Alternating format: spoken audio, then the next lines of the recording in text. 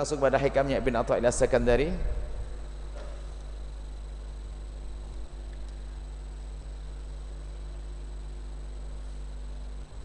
Qala al-musannif rahimahullah ta'ala nafa'ana Allah bihi wa bi ulumihi wa bi ulumi masyayikhihi fi darini amin ila anqal la ya'dumu dhanbu indaka 'azamatan tasudduka an husni dhanni billahi ta'ala fa inna man 'arafa rabbahu istazghara fi jambi karamihi dhanbuh. La ya'dhumu dhanbu, jangan engkau membesar-besarkan dosamu, 'azamatan dengan cara kau besarkan sampai tasudduka menghalangimu an husni dhanni billahi untuk berprasangka baik kepada Allah Subhanahu wa taala.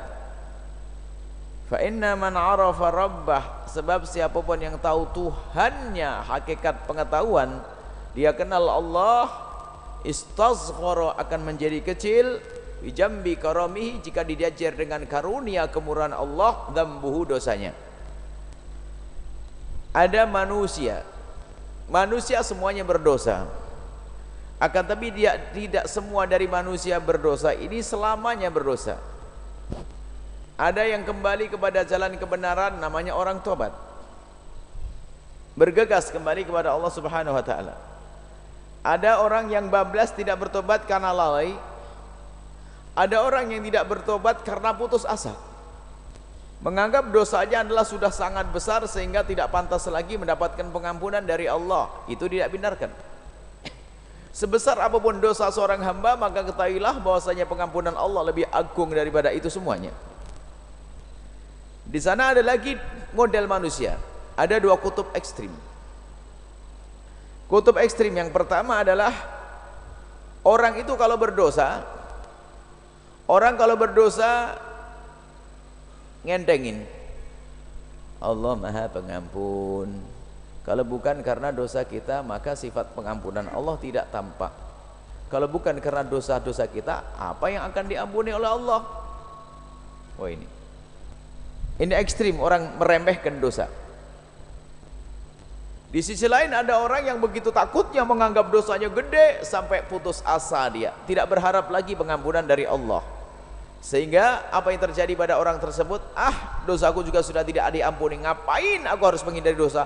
Biarin, aku akan cari kenikmatan dunia. Nah ini, aku nikmati dunia, zina, mabuk semuanya. Karena apa? Dosaku teramat besar, tidak akan diampuni oleh Allah. Na'udzubillah. Nggak boleh berprasangka buruk kepada Allah, apalagi khususnya berkenaan dengan pengampunan adalah maksiat. Maksiat. Maka la yadhumudz dzambu, jangan sampai rasa penyesalanmu yang besar akan dosa-dosamu itu menjadikan engkau berputus asa sehingga tidak lagi berharap karunia dari Allah, berharap pengampunan dari Allah Subhanahu wa taala. Ada orang putus asa, mungkin dia penjudi, mungkin dia pemabuk, mungkin dia adalah orang pezina, semuanya saya bilang, aku sudah jelek, kotor, diajak melakukan kebaikan enggak mau karena dia merasa dirinya kotor. Tidak boleh itu. Ini adalah orang berlebihan, masuk dalam wilayah putus asa. Maka orang semacam ini, orang yang dikuasai oleh keputusasaan, segera harus sadarkan bahwasanya Allah Subhanahu wa taala, ya, Allah Subhanahu wa taala Maha Pengampun. Allah bisa mengampuni hambanya. Sebesar apapun dosamu, maka ketahuilah Allah akan mengampuni. Tapi di sisi lain jangan kebablasan mentang-mentang tahu Allah itu Maha Pengampun, lalu seenaknya berbuat dosa. Enggak seperti itu. Maka Ibn Atha'illah As-Sakandari menjelaskan bahasanya, jangan engkau itu merasa dengan besarnya dosamu itu sehingga Allah tidak akan mengampuni. Enggak boleh seperti itu. Akan tapi berprasangka baiklah kepada Allah. Dosaku memang besar, akan tapi Allah Maha Pengampun, maka detik ini aku akan mohon ampun kepadamu ya Allah. Istighfar. Memohon pengampunan dari Allah Subhanahu wa taala. Man 'arafa rabbah, barang siapa yang kenal Allah, maka istasghara akan menjadi ringan yang namanya dosa. Kenapa? Dia yakin Allah Maha Pengampun, maka bergegas meminta ampun, bukan menganggap enteng itu dosa kecil. Ada orang remesin, dosa kecil. Bukan makna dosa, bukan masalah dosanya ini, menentang Allah, ngeremehin Allah Subhanahu wa taala. Tapi kalau orang sudah kenal Allah, istazghara, akan menjadi kecil fi jambi karami, di hadapan kemurahan Allah Subhanahu wa taala, dzambuhu, dosanya. Baik. Ini ada model manusia yang di saat dia melakukan dosa cuek, nggak pernah peduli. Maka dia perlu diingatkan, dosanya banyak, tapi dia tidak pernah minta ampun kepada Allah Subhanahu wa taala. Masuk wilayah tidak takut kepada Allah. Sehingga di sana ada sering disebut para ulama, dan juga di dalam kitab Hikmahnya Ibn Atwal Sakarai juga telah disinggung bahasanya kita itu memang harus menanamkan rasa takut kepada Allah Subhanahu wa taala sekaligus berharap.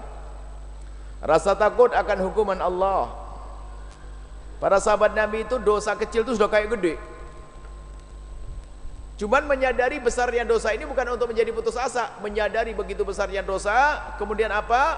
Kita meyakini begitu besarnya pengampunan Allah, kemudian setelah itu menengadahkan tangan dan mohon kepada Allah Subhanahu wa taala. Seperti itu, meminta pengampunan.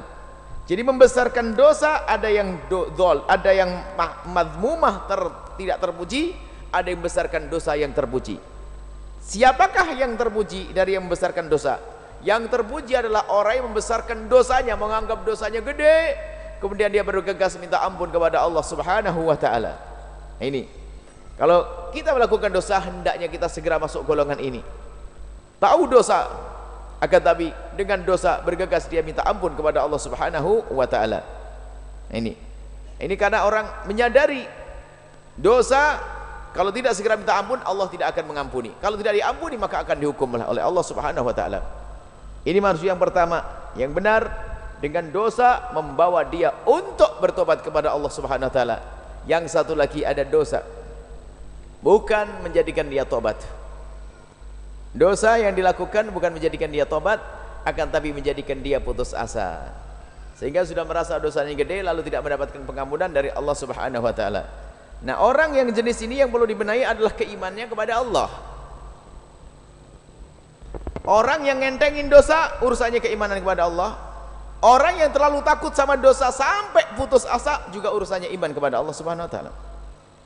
Orang yang tidak mau bertobat karena sudah terlambat besar dosanya, ini sebenarnya juga merendahkan Allah, seolah-olah berkata begini, ya Allah, engkau tidak bisa mengampuni aku. Maka dosa manusia terbesar diantaranya adalah niruti gayanya iblis, sombong. Iblis sombong, dosa, dan dengan dosa, nah ini ada disebutkan juga oleh para pensyarah hikam ini. Dosa itu bagi orang yang beriman, iman yang sesungguhnya justru malah menjadikan dia semakin tawadhu, merasa rendah di hadapan Allah Subhanahu wa taala. Dengan dosanya dia menyesal, dengan dosanya merasa dikecil di hadapan Allah Subhanahu wa taala. Tapi di samping itu, lihat, dia juga berharap pengampunan Allah, sehingga apa? Dosa itu menjadi kecil. Kenapa? Dia mengharap pengampunan dari Allah. Kalau Allah mengampuni, gak ada dosa. Akan tapi lihat, jangan sampai ada perasaan di dalam diri kita meremehkan sebuah dosa. Sekecil apapun dosa yang dilakukan seorang hamba, jika Allah tidak mengampuni, maka akan tampak dosa itu di alam barzah. Dan jangan menganggap sepele. Dan kalau sudah di akhir zaman nanti, di akhirat akan masuk neraka. Sekecil apapun harus dicas terlebih dahulu. Mari semua dari kita, sebesar apapun dosa yang pernah Anda lakukan, sebesar apapun kesalahan yang Anda lakukan, mari kita bergegas mohon ampun kepada Allah Subhanahu wa taala. Jangan sampai kesadaran kita kalau dosa kita banyak lalu menjadikan kita tidak dekat, tidak meminta ampun kepada Allah Subhanahu wa taala. Allah itu senang kalau hambanya memohon ampun, dan akan murka kalau hambanya tidak mohon ampun. Al-insan mahul khata'i wan nisan, semua dari kita adalah tempat yang bersalah dan tempatnya lupa. Akan tapi ternyata untuk menyempurnakan agar kita tidak masuk dalam wilayah kesalahan tersebut, ada di sana namanya pintu, yang namanya pintu tobat. Baik, semua dari kita nggak boleh putus asa dan tidak boleh menghentikan tobat.